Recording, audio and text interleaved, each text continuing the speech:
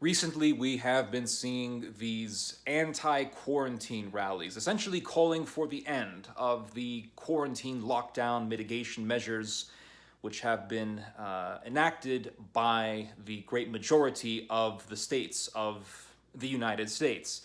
And the conservatives are, of course, leading these rallies because, as they say, the left wingers are the ones who are exaggerating the coronavirus situation in order to hurt our great president. And so they think that the whole coronavirus situation is, as they say, overblown, hyped up, and exaggerated in order to justify some sort of soft despotism, in order to destroy our freedoms and all of that. And this has become quite a common trope on the internet. The internet is a very, very fascinating place because, well, it's the place where anyone can be a journalist and anyone can just spread whatever opinions that they have. And the scary thing is that a lot of times these opinions become very popular because they appeal to a certain mentality, one that doesn't want to believe that this is serious. They want to believe that it's some sort of a conspiracy, that the virus is either made up or it's overly exaggerated for some other agenda. And the bottom line is that there is actually some weird irony in this whole thing. There's some very weird irony in this whole thing because conservatives were making a huge deal about another disease in the year 2014. They were making a huge deal about Ebola because Ebola popped up in the United States. And a number of people in the United States got infected with Ebola. And the conservatives were blaming Obama because Obama believes in open borders. And he's allowing all these third world people with Ebola to come in here because he just hates Americans. Hates Americans. He just wakes up in the morning, he drinks his iced tea. Because we all know that black people just drink iced tea all day. And he just wants to kill Americans. This is just biological warfare. And they were making a huge scene about Ebola. And then the CDC said that Ebola is not very easily transmittable. Ebola is not very contagious because the only way you can get Ebola is if you contact or if you have physical contact with a carrier's bodily fluids, so blood, feces, etc. That is the only way you can get Ebola. You have to actually touch you have to touch the bodily fluids of someone who is infected with Ebola. That is the only way you can get Ebola. So it's really not that contagious. And so the CDC was saying, hey, it's really not easily transmittable. But the conservatives didn't care. They say, look, the CDC is lying. They want Americans to get infected. This is a huge deal. The CDC is just belittling. They're undermining the whole situation. This is a huge deal. This is a lot bigger of a deal than they're making it out to be. They're under-exaggerating it. They're undermining it. They're downplaying it. They're belittling it. And do you know how many Americans got Ebola in the year 2014? 4. And the Ebola crisis lasted from 2014 all the way up to 2016. Do you know how many Americans got Ebola from the year 2014 to the year 2016? 11. That's it. That is it. 11 people in that time span. And yet they were making a huge deal about it. Now let's talk about coronavirus. In a matter of weeks, over 45,000 dead Americans so far. Over 45,000 Americans wiped out in a matter of weeks because of coronavirus. Doctors and nurses are going through tremendous amounts of trauma. They have to see people die every single day. Recently, today actually, I talked with a friend of mine who has a friend who is a doctor, I believe in Minneapolis somewhere. And this doctor broke down weeping because he said, on a good day, I'll see 5 people die. On a bad day, I'll see 10 people die. It's very serious. And you're going to be seeing nurses and other medical workers suffer with PTSD because of this. It's pretty bad. And you have the state of New York burying massive amounts of bodies in an island. Cemeteries are running out of room. Like, this is a pretty big deal. And people say, oh, it's just the flu. The flu kills thousands of people. Sometimes the flu kills tens of thousands of people. Yes, in a year. And we can anticipate that. The medical infrastructure of the United States can, in fact, anticipate how many people are going to be infected with the flu and how many people are going to die from the flu. And so therefore our hospitals are not overhauled, because our hospitals are prepared for this every single year. For this, though, we are not entirely prepared for it, and really don't have a total understanding of how long this thing is going to last. And we don't really have a complete pinpoint date in which a vaccine is going to be produced. So it's a very, very volatile situation. So in a matter of weeks, tens of thousands of Americans wiped out. And these same conservatives who were saying, oh, Ebola, such a huge deal, now they're saying, I'm not really worried about coronavirus. I don't really care. I don't want to put a mask on because it's all overly hyped, overblown. So 11 people getting infected. A huge deal. CDC says Ebola isn't that transmittable. They're lying. CDC is terrible. Even Donald Trump bashed the CDC because of this. But a virus that wipes out tens of thousands of Americans in a matter of weeks, overblown. Yeah. This really, really reveals the mentality of the whole conservative movement. It's really quite inept. And that's a nice way of putting it.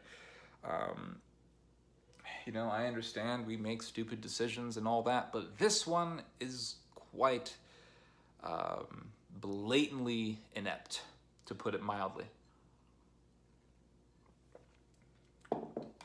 And it's really fascinating how this whole thing reveals itself. And what's really interesting is how, let's say some Americans get killed by terrorists. And what happens? The conservatives always say, look, the liberals don't care about American life. Americans are dying. It doesn't matter if one American gets killed. I don't care. If one illegal immigrant kills one American, I'll block all illegal immigrants. If I know for a fact that one American is going to be killed by one illegal, then I'll block all of them. I don't want any of them. I don't want any of them in my country. None of them. Put a big old wall with machine guns on the damn border. But tens of thousands of Americans get wiped out by a virus in a matter of weeks. And it's overblown. I don't really care. And you see these protesters screaming in these rallies, talking about how we should just reopen up everything and the quarantine rules. And then you have one video of a lady telling a nurse to go to China. If you like communism, go to China. And then some guy tells her, what about 30,000 dead Americans, ma'am? And then she looks at this guy and says, bullshit. It really does reveal the mentality of these people. Now, with that said, because I know I bash conservatives all the time. I've been bashing conservatives ever since I saw the Duggars. And even before that, I was bashing the conservatives when I started exposing Glenn Beck and all that. But recently I saw a movie. Let's compare this whole situation. Let's compare the whole political paradigm of right versus left to a film. Recently I saw a film. It's called The Hunt. And it was something of a controversial film because people said that it involved killing conservatives. So I saw the movie. And the film is about killing conservatives. This is true. The movie is about a bunch of left-wing elites who want to murder conservatives. And so they get people who are pro-Second Amendment activists or people who are like Alex Jones. They put them in a forest in Croatia, and then they set up a bunker and they put their sniper rifles up and they just start taking these people down. They throw grenades at them. It's a pretty bloody movie. I wouldn't recommend it. But there's a scene in the movie where one of the right-wingers, he runs a podcast, and now he has found himself in this killing field in Croatia. And he is walking with this lady, and the lady is nicknamed Snowball, after a character from Animal Farm, George Orwell's Animal Farm.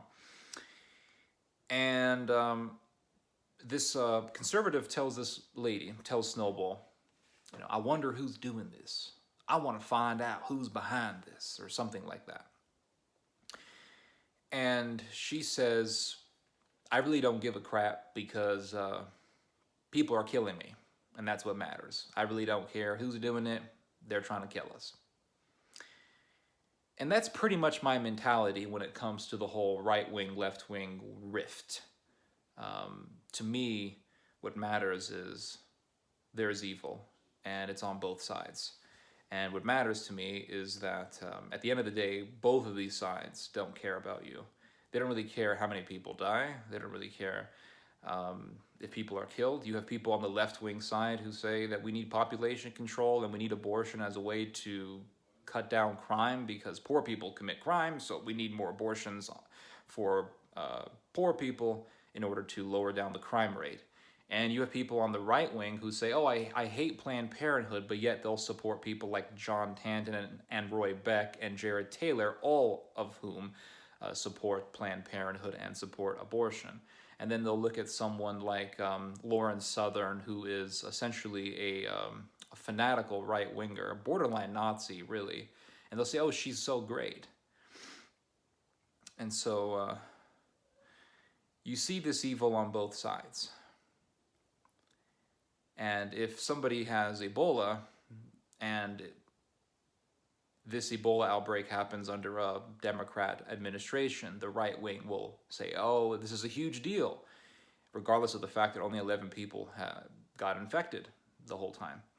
If tens of thousands of people are being wiped out by a virus, and it just so happens that this is taking place during a Republican administration, these same righties will say, oh, it doesn't really matter, let's just open things back up, it's being overblown. Or they'll try to downplay it and say, well, these numbers are being made up. It's just, yeah, they're just making it up. And another thing that's also very interesting is how these very people, they love to talk about the globalists. And they say everything is being done by the globalists. So the globalists, the people who are running the global establishment, the established global world order as we know it, they want a virus which essentially is going to be horrendously destructive for the current global world order. Because what has this coronavirus done? It's made nationalism more appealing.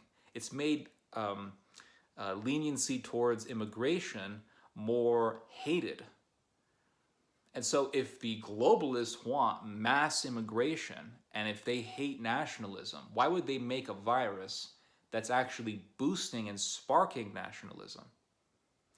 And if they're communist, why would they want a virus that is going to make the world hate China, which is under a communist party?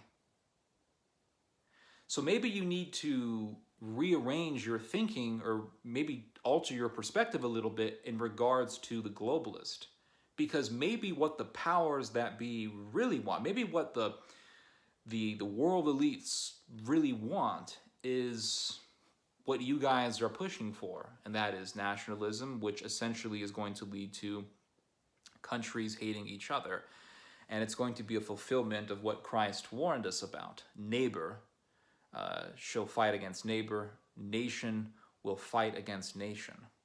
And this is also in the book of Isaiah as well.